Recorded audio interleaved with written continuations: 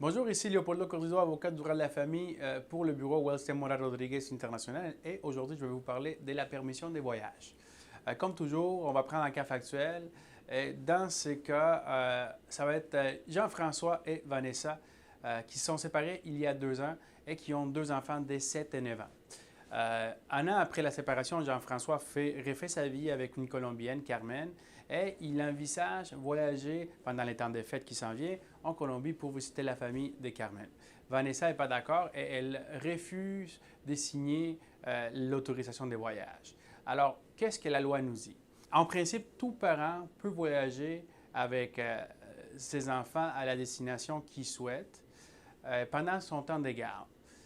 Les refus de l'autre parent d'autoriser les voyages peuvent être punis par les tribunaux. Il faut faire très attention parce que vous pouvez finir par payer les frais d'avocat et les frais judiciaires. Alors, il faut s'assurer à 100% que les refus sont justifiés. Les tribunaux vont étudier certaines choses pour certains éléments pour déterminer si il doit accorder l'autorisation et pas. Mais la justification va toujours avoir lieu lorsqu'on est en présence d'un danger véritable, par exemple, ou lorsqu'on pense à voyager pendant les temps de garder l'autre, ou lorsque, par exemple, il y a un risque que l'enfant demeure dans les pays où il va visiter. Alors, qu'est-ce que le tribunal va étudier? Bien, il va étudier si le pays destination est co-signataire de la Convention de La Haye, par exemple. Il va étudier si les parents qui vont voyager avec les enfants à des actifs au Québec, il y a un emploi au Québec, s'il y a un risque véritable pour ces parents-là de demeurer, dans les cas de Jean-François, en Colombie avec les enfants. On voit clairement que pour les cas de Vanessa, on ne voit pas de risque que les enfants restent en Colombie. Tous les liens sont ici. Jean-François travaille ici. Les enfants vont à l'école ici. Alors, elle ne pourra pas refuser que les enfants aillent en Colombie pour se baser sur cet élément-là.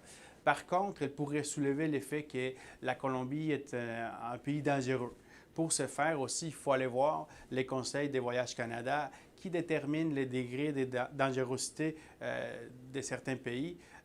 Il faut étudier aussi la ville, l'endroit où les enfants vont séjourner pour déterminer quel est le niveau de risque. Il faut voir aussi la politique, il faut voir l'état actuel du contexte social de ces pays pour déterminer si les enfants seraient en danger. Également, dans son cas à elle, si Jean-François veut prendre des journées de la garde ou des journées de garde de Vanessa, ça pourrait être un élément qui pourrait être considéré par les tribunaux. Mais il ne faut pas oublier que les tribunaux vont regarder avant tout l'intérêt de l'enfant. Et l'intérêt de l'enfant passe souvent pour profiter de la vie, pour passer du temps avec un ou l'autre. Et ça arrive rarement que les tribunaux vont aller jusqu'à interdire un enfant de passer du temps de qualité avec un ou l'autre de ses parents, à moins qu'il y ait une justification véritable. Alors, également, c'est sûr qu'avec la question de la COVID, c'est un des éléments qui va être regardé. Est-ce que les enfants sont vaccinés? Est-ce que la quarantaine va être respectée? Si c'est le cas, si ça existe dans les pays où les enfants vont séjourner, qu'est-ce qui arrivera par la suite lorsque les enfants vont retourner? Est-ce qu'ils vont manquer des journées d'école? Tous ces éléments-là vont être traités par les tribunaux et c'est du cas par cas. Il faut que vous compreniez que c'est du cas par cas. Et c'est important de ne pas se lancer tout de suite dans des accusations avec l'autre parent ou avec du pointage des doigts. Prenez le temps d'y réfléchir. Alors, quels conseils pratiques je peux vous donner aujourd'hui pour un cas d'autorisation ou de permission de voyage? C'est de vous assurer que le refus est justifié, de consulter les conseils des voyages qui sont sur le site d'Internet du gouvernement, Voyage Canada. Renseignez-vous avant de dire à l'autre parent, je ne suis pas d'accord, je refuse, ce n'est pas dans l'intérêt des enfants de voyager.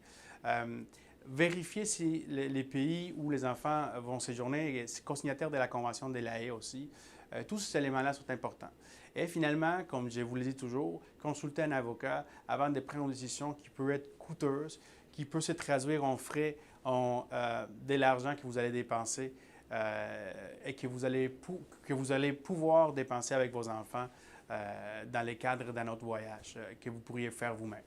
Si vous avez besoin de plus d'informations, je vous invite à nous contacter par courriel qui se trouve ici dans la boîte de commentaires. Et je vous invite également à nous suivre dans nos chaînes YouTube et partout dans nos réseaux sociaux. Merci beaucoup et à la prochaine.